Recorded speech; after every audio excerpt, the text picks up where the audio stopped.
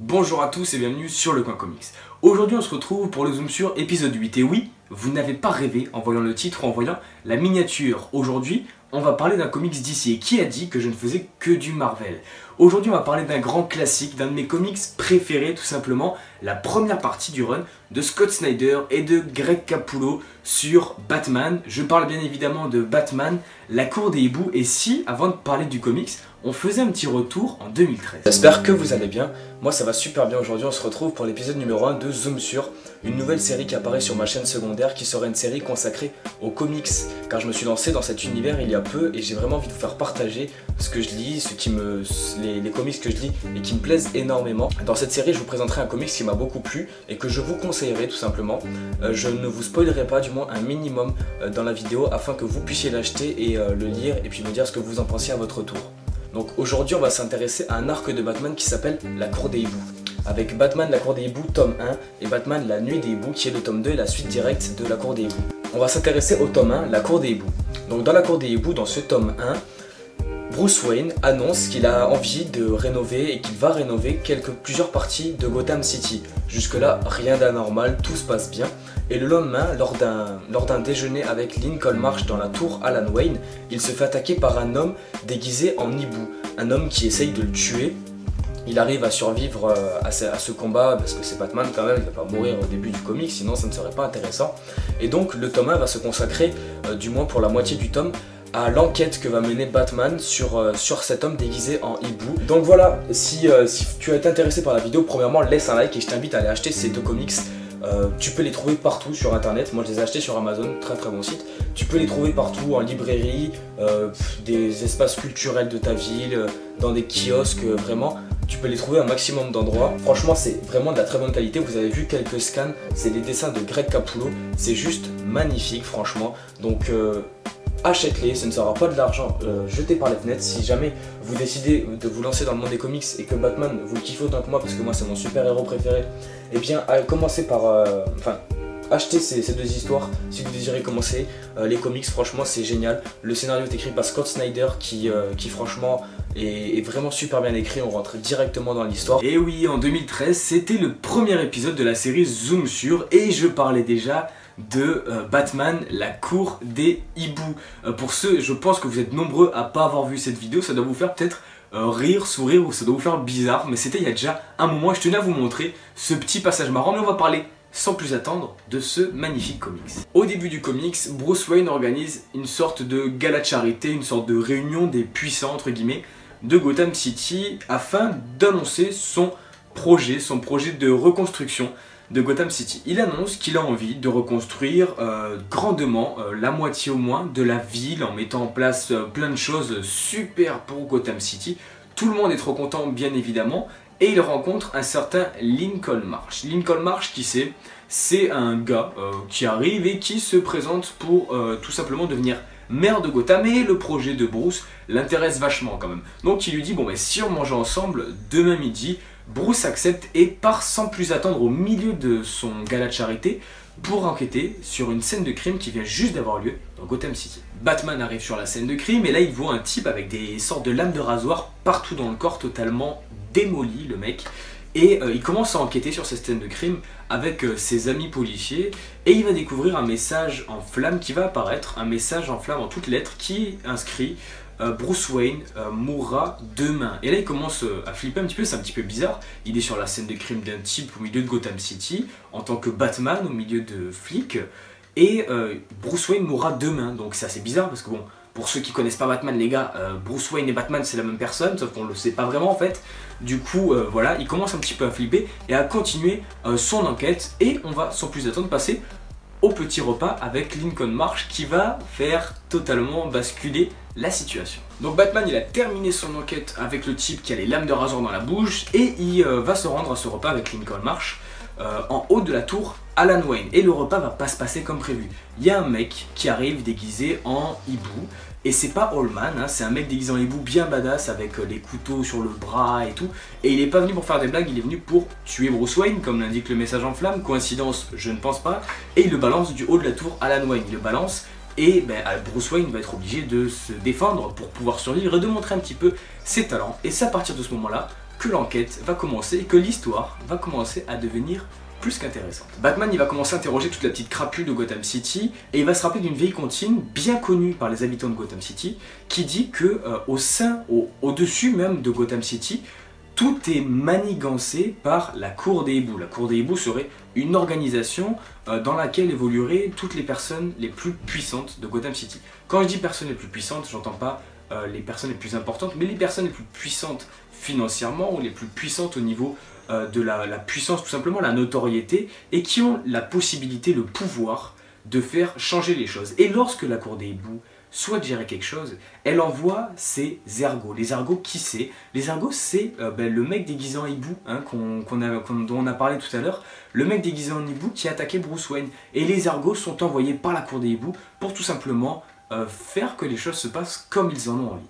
Et l'enquête de Batman va le mener dans les recoins les plus sombres et les tréfonds de Gotham City. Et je vous laisse découvrir la suite de ce tome. Et on va rapidement parler de la fin de l'arc du tome 2. Et si tu ne veux pas être spoil parce que tu n'as pas lu ce comics, eh bien arrête la vidéo immédiatement. Si jamais tu l'as lu, reste, on va parler de ça et on va parler de la fin du tome 1. Donc à la fin du tome 1, Batman est plutôt malmené par la Cour des Hiboux, même très malmené. Et il va réussir à s'en défaire, sauf que la Cour des Hiboux va décider d'envoyer tout simplement tous ses argots sur Gotham City notamment et sur le manoir de Bruce Wayne. Et c'est à partir de ce moment-là que le tome 2 va se lancer. Le tome 2 va nous raconter le combat incroyable entre la Cour des Hiboux, Batman et également toute la Bat Family en fait qu'il va appeler à l'aide parce qu'il ne peut pas gérer ça tout seul. Alors ça va donner droit tout simplement à des combats plus qu'épiques, des combats incroyables entre tous les membres de la Bat Family et la Cour des Hiboux et pas mal d'actions. On va notamment voir Batman dans sa combinaison de robots pour pouvoir vaincre la Cour des Hiboux et on va nous expliquer que la Cour des Hiboux est plus ou moins étroitement liée à un membre de la Bat Family, mais je ne vous en dis pas plus. Enfin bref, si vous n'avez pas lu ce comics, déjà je vous somme d'aller acheter immédiatement ce récit, tellement il est excellent et on va parler sans plus attendre des auteurs. Que dire du travail de Scott Snyder et de Greg Capullo à part chapeau bas. Clairement Scott Snyder et Greg Capullo, comme vous le savez, font partie de mes artistes préférés. Et c'est pas pour rien. On va parler juste du tome 1 et du tome 2, on va pas parler de la suite du run, parce qu'il y aura peut-être des épisodes de Zoom sur consacrés à la suite du run de Batman. Clairement quand j'ai lu ce comics, je me souviens la première fois que j'ai lu ce comics, justement quand j'ai fait cette fameuse vidéo en 2013, c'était une des premières fois que je lisais ce comics. J'avais vraiment ce sentiment, ce ressenti où Batman était un enquêteur qui agissait dans l'ombre et qui arrivait pas du tout à se défaire de la situation. Donc c'était vraiment excellent et Scott Snyder a vraiment fait un taf monstrueux. Il arrive à créer l'enquête, à créer le suspense et en même temps pas nous faire poroter pendant 100 ans. Donc c'était super intéressant. Et Greg Capullo en fait ils font un tandem qui est inséparable selon moi. Greg Capullo est extraordinaire, notamment un chapitre que j'ai particulièrement aimé dans le tome 1. C'est le chapitre du labyrinthe. Le chapitre du labyrinthe, c'est tout simplement du repère de la Cour des Hiboux. Quand Batman va être dans le repère de la Cour des Hiboux, on va avoir, donc Batman va un petit peu tomber dans la folie, clairement, parce que ça va durer un moment, et on va avoir les planches, et je me souviens la première fois que j'ai lu ça, j'ai dit mais qu'est-ce que c'est ce truc quoi? On va avoir les planches qui, en fait, vous allez commencer à lire votre comics, et vous allez avoir les planches qui au fur et à mesure vont se tourner. Donc vous allez avoir la planche droite, puis ensuite la planche, il faudra tourner le comics dans ce sens-là pour l'avoir droite, ensuite à l'envers, ensuite au milieu, et en fait ça va nous faire tourner en rond. C'est vraiment une expression pour qu'on soit vraiment ancré dans le truc, qu'on ressente comme Batman et qu'on nous fasse comprendre tout simplement que Batman il tourne en rond, il est en train de devenir fou. Et c'est un chapitre qui m'avait marqué parce que c'était extraordinaire de faire ça, c'était juste génial. Et Greg Capullo, vous avez vu le trait qu'il a. Greg Capullo c'est un de mes dessinateurs préférés parce que ce trait qu'il a, c'est un génie ce mec, c'est un génie, il a un trait qui est extraordinairement bon et c'est un tandem qui tout simplement fait un travail qui est phénoménal. Alors il y a eu des tomes moins bons, mais ce tome 1 et ce tome 2 je pense que c'est des comics qui font tout simplement l'unanimité. Alors je vais pas parler des auteurs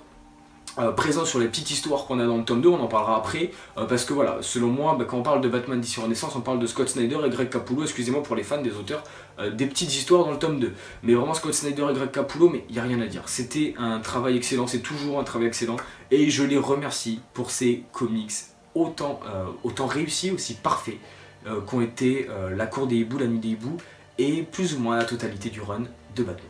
Mais qu'est-ce que j'ai aimé dans ce comics? Premièrement, ce que j'adorais, c'était de voir la naissance de la Cour des Hiboux. On en avait parlé dans le top 10 des adversaires de Batman. La Cour des Hiboux avait fini bien classée et c'est clairement un de mes groupes de super vilains, on va dire, des adversaires de Batman, qui m'a le plus marqué. C'est un adversaire que je trouve extraordinaire parce que c'est vraiment un groupe qui pèse, hein, clairement, qui vraiment a de l'influence sur Gotham City depuis des générations, des siècles presque, enfin même des siècles, c'est pas presque, c'est des siècles, on nous l'explique dans le comics, vous verrez si vous le lisez. C'est un adversaire qui vraiment est déjà très badass, les Argos ont la classe, l'argot contre lequel se bat Batman pendant le comics a la classe, il est badass, c'est stylé, les combats sont très bien faits, très bien rythmés, et c'est vraiment là pour des bouts un adversaire de taille en fait, un adversaire de taille qui a failli faire plier Batman et toute la Bat Family, et ce que j'adorais vraiment c'était la naissance de ce groupe qui aujourd'hui est connu de tous les amoureux de comics. La deuxième chose que j'adorais, mais je vais pas trop pouvoir en parler parce que ce serait un spoil qui est pas vraiment cool pour ceux qui ne l'ont pas lu, c'est tout simplement le lien entre un membre de la Bat Family et la Cour des Hiboux qui nous laisse totalement sans voix. Je vous laisse le découvrir. Et la troisième chose que j'ai vraiment adoré, c'est justement les 3 petites histoires qu'il y a dans le tome 2. Parce que le tome 2, les 100 premières pages sont consacrées à la suite de la Cour des Hiboux, et ensuite il y a 3 petites histoires. La première concerne un adversaire de Batman que vous connaissez bien, Mr. Freeze. La seconde concerne le père d'Alfred Pennyworth. Et la troisième concerne une personne qui aura beaucoup aidé Batman durant la Cour des Hiboux. Et c'était très sympa de voir ces 3 petites histoires qui n'avaient rien à voir plus ou moins avec la Cour des Hiboux, mais qui nous en apprenaient pas mal sur l'univers de Batman. Pour les nouveaux lecteurs, sachez que si vous n'avez jamais lu de Batman, vous pouvez commencer Batman avec ce comics, même si je vous conseillerais peut-être de commencer par les origines, ça on en parlera dans une prochaine vidéo. En attendant, foncez sur ce comics, parce que ce comics c'est tout simplement une pépite, une perle rare, on en fait rarement des comme ça, c'est vraiment, j'ose même pas le tenir entièrement, tellement c'est précieux, tellement c'est excellent. Lisez ce comics, clairement si vous ne l'avez jamais lu, foncez, lisez ce comics. Le tome 1 coûte 15 €, le tome 2 coûte 19 € et ça vaut réellement le coup.